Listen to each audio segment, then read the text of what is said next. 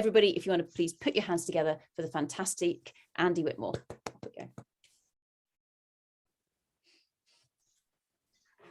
Excellent. Thank you very much, Sarah. I hope you can see the screen. Yeah. If it's okay, I would like to just make a couple of comments on what's been said before I get going, because it's very important. And also, interestingly, in typical fashion, we've just been sort of Zoom bombed by a cat who hasn't been anywhere near, but just as I start to speak, suddenly decided it's a good time to turn up. So just on comments, I mean, I wanted to say sort of thanks so much for the various points that were made in the burst in the bubble.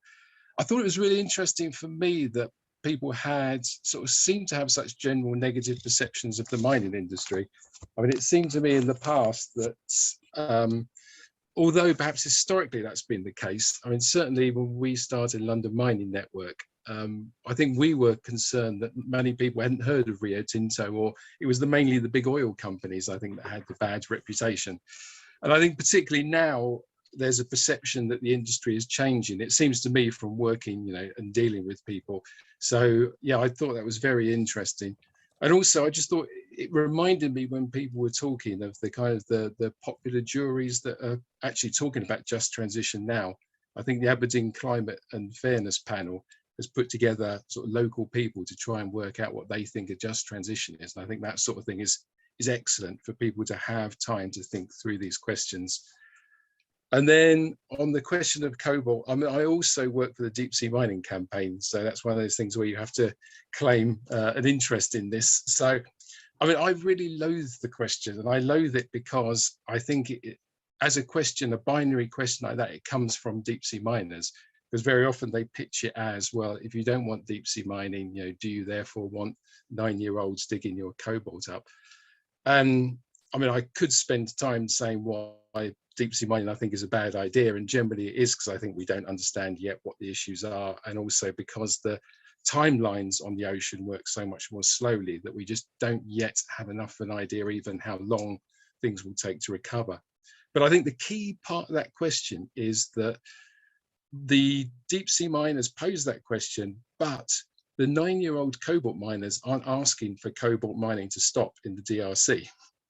I think that's the important thing, is that, many of the miners, we work with communities that don't want mining, and then also work with communities that want mining but want it to be improved. And in this case, you're talking about people, it's their livelihood. So they want their livelihood to continue, but they want it to be done fairly.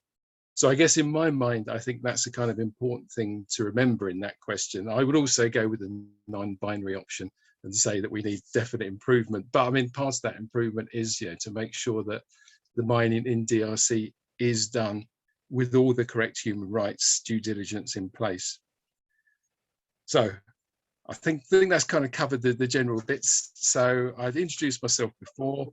I mean, just to say, for those that don't know, London Mining Network is a small campaigning solidarity NGO. We're made up of a number of different members, but we're focused particularly on London-based and London-financed mining companies.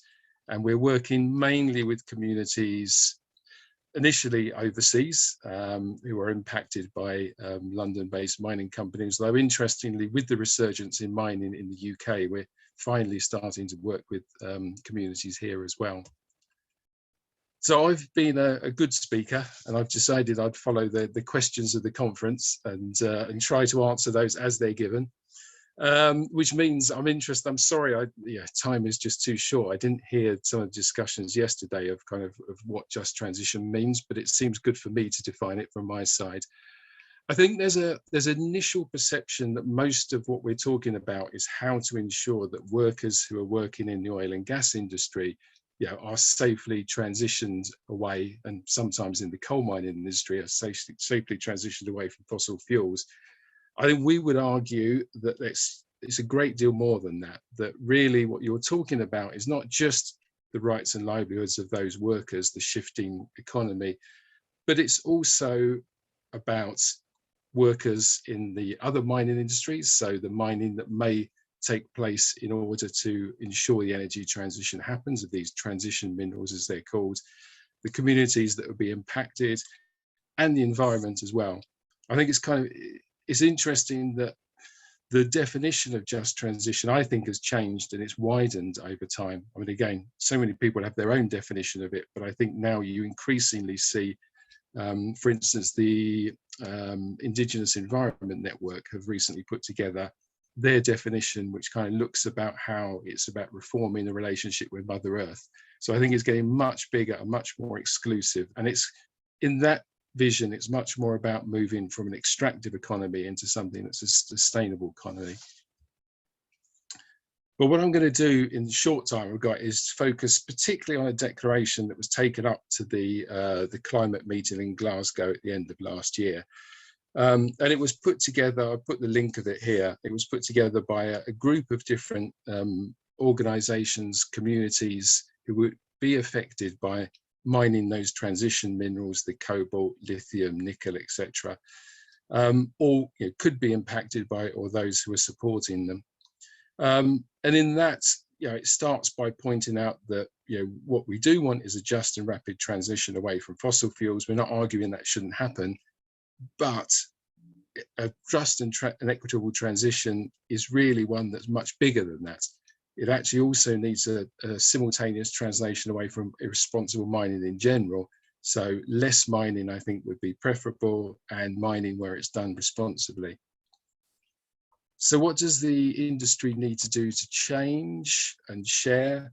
So again, from this statement, I think there are three main areas that are laid out. And to me, the most important of those is that it's more than just about the mining industry. I mean, this is really, and luckily this came up, I was really pleasantly surprised. This came up in that sort of burst in the bubble. This is really, the transition is about moving away to ensuring that we have to have a different economy. I mean, effectively we have a climate crisis, but it's not just a crisis of fossil fuels, it's basically a crisis of the large amounts of materials that we've been extracting to basically create this extractive economy. So here in this statement, they talk about sort of prioritizing low impact circular economy solutions, about the need to reduce overall demand. So it's idea of technical solutions are truly transformative. And so you're talking about ideas of shifting away from private transportation to ensure that we have better public transport. So it's not just saying, we all shift to electric vehicles, but that we have, where we have vehicles, where possible, they are private, they are public vehicles, etc. So it does require an economic shift away. And I think it's been interesting to me that for someone that started working directly with communities, trying to support and advocate for their needs, we and the work we're doing is so much more shifting now towards working with people who are focused on consumption in the UK and other countries.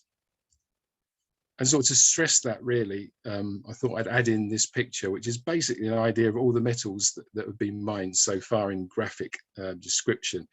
And clearly you'll see on the right, iron ore, which is the largest by volume. It's about 3 billion tons. So it's a huge amount, but obviously that's the actual amount of iron ore produced. So it's not the amount of ore that's been moved, or it's not the amount of earth that's been moved to get it. So we're talking huge amounts. And what's kind of scary is that there was a presentation from a deep sea miner yesterday who argued that in the next 30 years, we were going to mine as much again as we'd mined through the whole of history. So as much again as we're going to see here in this graph. And I think the World Bank has estimated that we need about 3 billion tons of minerals and metals for the renewable energy switch, which again is about the size of that iron ore pile you see on the left-hand side there. So the other two areas that we had recommendations on, I mean, none of these I think are going to be surprises to many of the people here, and I'm sure these issues are going to come up time and again.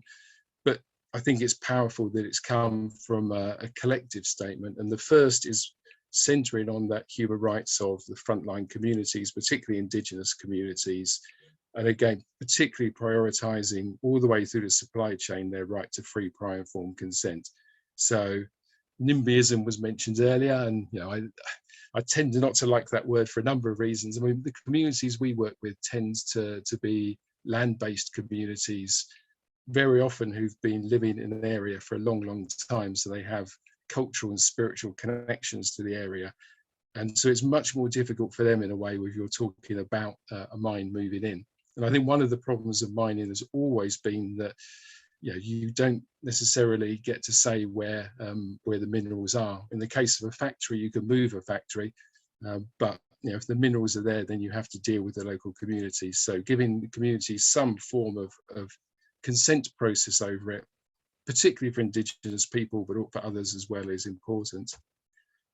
And then the second area, or sort of third area really, as well as reduced demand, is to ensure responsible mineral sourcing. So that's, and again, I think particularly looking at legally binding regulations to protect human rights on due diligence. And there are a whole bunch of different schemes, and it's very difficult to see, but the picture here is kind of part of a long table of all the different industry schemes. But I think there's increasing desire, particularly amongst those affected, to make sure that, you know, we have mandatory human rights due diligence, which is slowly coming into different legislations around the world and into different forms of ensuring that it's going to be ideally respected. So that was it. I think that's pretty much everything I needed to say. I guess I wanted to just finish off, apart from saying thanks for the opportunity to talk, just to stress that, I mean, although that idea of shifting away from a consumerist lifestyle seems pretty much impossible, I think there are movements for it to happen. And in the same way that, you know, you could look back to the start of the neoliberal economy, which in the 1950s, you know, was just a complete and utter anathema. There were just a few kind of economists working on this, and now it's shifted to be completely mainstream. You know, I think there are people working in the margins now, and this references MEPs who've taken legally binding targets within the EU to start working on how to reduce consumption and keep it within planetary boundaries. I think those kind of revolutionary ideas are starting to take hold, because I think we are in a position now where there is just, basically we have too much stuff being needed, and therefore we need to move to that next stage. And maybe in questions we can try and work out what that next stage is. But as I say, it's interesting that I kind of feel I've moved in some ways from a mining advocate more towards someone focused on those key issues of consumption and how do we deal with it from our end, really. Okay, thanks a lot. And I'll stop sharing my screen now. Brilliant. Thank you so much, Andy and Kat. Massive round of applause for both of you. Brilliant. Thank you very, very much. Thank you. Being Zoom bombed by your cat, always great. The cat is called Chaos. So yeah, so it lives up to his name. Excellent. So Chaos the cat, and then this morning we had Mocha the dog. So this is actually turning into it's quite a I don't know, menagerie of different species coming together here. So Andy, with that, and again there are various people peppering me with questions from left, right, and centre. Just coming onto that last slide that you had there. So the document that you were showing, which was, I think, was it green mining is a myth? You want to just explore that a bit, because for some people that may be quite I guess quite an inflammatory title. Do you want to just talk us through that? Yeah, sure. Well, the publication itself is from Friends of the Earth Europe, and I'll share it. In fact, I'll share the link to it so people can go and have a look themselves. Yeah. And the arguments are very much around the needs of Europe, but they're very much around the fact that now within the European Union there are particularly industry bodies, mining industry bodies and others, who are arguing that there needs to be more mining within the European Union. So, and that seems perfectly fair and reasonable, because otherwise where are you going to get it from? And it will come from other areas. So in an ideal world, what you would want is you would want improved mining from overseas. You know, you'd want mining with human rights duties, etc. But then you'd also look towards mining in Europe. But basically the argument they're saying is that this whole idea, I mean, there's been historically, for instance, I worked a lot in the Philippines, and there's been a rebranding of mining in the Philippines a number of times. It was known as sustainable mining for a while, and I think they are now using responsible mining, and green mining has come up as well. And effectively, it's very often iterations of the same thing. is very often not necessarily a change. I would say it's more to do with the rebranding.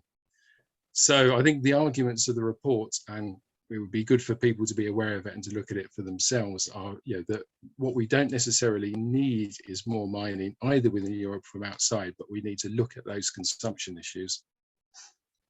So what's your take on then when people say, okay, well, if we look at the infrastructure that needs to be built over the next 30 years, if we even begin to stand a chance with regards to net zero, etc., and we don't have enough of especially those critical materials in stock or in circulation to be able to get that from recycling, how do we get through this, either get across this hurdle or get through this chasm, or whatever analogy you want to use, in order to be able to get to the far side? So it's almost a case here of, if we want to achieve net zero, and let's just take from a European context, if Europe wants to achieve net zero, we have to get this material from somewhere, and it probably needs to come out of the ground. How do we address that particular commentary?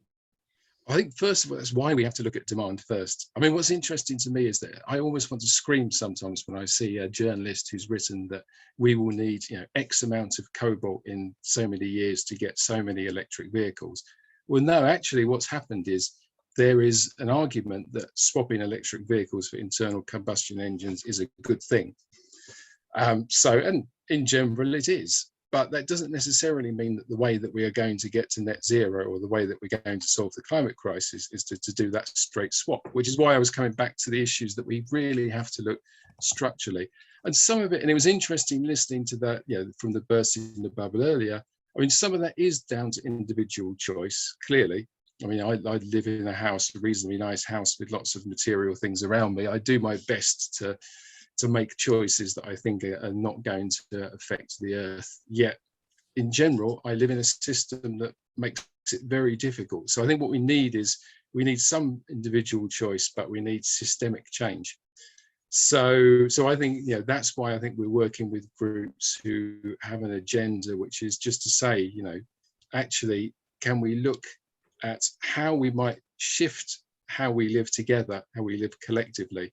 And, you know, it sounds like it's some sort of terrible Puritan, you know, gosh, we've all got to you know, reduce our lifestyle to live in, I think the Stone Age was mentioned or whatever. You know, it's not. It's actually about, you know, the Latin American sort of indigenous term is buen vivir. It's like, how do we actually live in the right way, you know, and maybe actually sort of some areas of public transport, etc., some redesigns of cities that are going to make it less carbon intensive are actually going to perhaps increase well-being. And that's the sort of thing that came out of the Public Jura Aberdeen project that I was talking about earlier. So reduction is key, but if there isn't reduction, then I think that's where those two aspects that I mentioned come in. Then I think, where possible, as much as possible, community consent, and as much as possible to have all the way through whichever supply chain you're coming from, inside or outside Europe, you know, that you have this due diligence done to make sure that there isn't environmental or human rights harm. And I think those two things together should give us enough minerals. But I think the first thing to do is to question the mineral, you know, the amount of minerals that we may need. So it's about reducing the amount of materials that we actually need. So bringing that back down to the minimum, but then assuring ourselves that where we are digging stuff out the ground, processing, etc., we're doing that in as a responsible manner as we absolutely possibly can. Is correct? That correct? Yeah. And I think, you know, again, one of the images I had in there sort of mentioned sacrifice zones. And I think, you know, in the past, during the Cold War, you know, there were specific sacrifice zones set up in the US, and specifically, you know, the main one was in the Four Corners area of the Navajo Hopi land. So when you get sacrifices, it always tends to be the communities who are less empowered that tend to be asked to be sacrificed. So that's why I think, you know, these sort of firm ideas like free, prior, informed consent, and giving people a right to negotiate consent on these things, you know, that's not only smart to do in the sense of, you know, empowering those communities, involving them in a process where they understand what mining is going to take place, but it also leads to the fact that I mean, eventually, you know, if and when the mine starts up, then that community can be fully involved all the way through. So I mean, I think it has multiple bonuses in a way, the idea of involving a community and involving them where possible in a consent process. So it's something, it's not just about saying we're going to consult you, but whatever happens, the mine is going to go ahead. There's someone in India, a friend once sort of described the sorts of consent process they had there as a little bit like someone coming into your house and stealing all your furniture, but negotiating whether you were left with a chair or not at the end of it. So I think these sorts of processes, which I don't think are beyond us, because there are plenty of good examples of where these sorts of processes are going on. They're possible, and they should be, therefore solve a lot of the future problems. And ideally, we talked about cheap mine. In my experience, I think cheap mines happen because you basically you're externalizing the costs. You're allowing pollution to go into the air, into the water, because it's cheaper to do it than the company to do it. Back in the old days, let's say. So in a modern mine, then those sorts of costs, if you involve a community to start with, the community helps in understanding designs of process monitoring, etc. Those sorts of costs shouldn't be externalized. They should be paid, and we as a society, we as a community, as a global community, should all be basically paying the correct price for whatever's mined.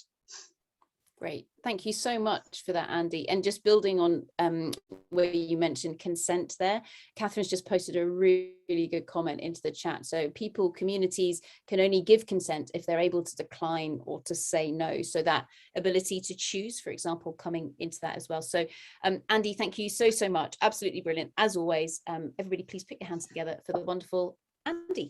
Round of applause. Great.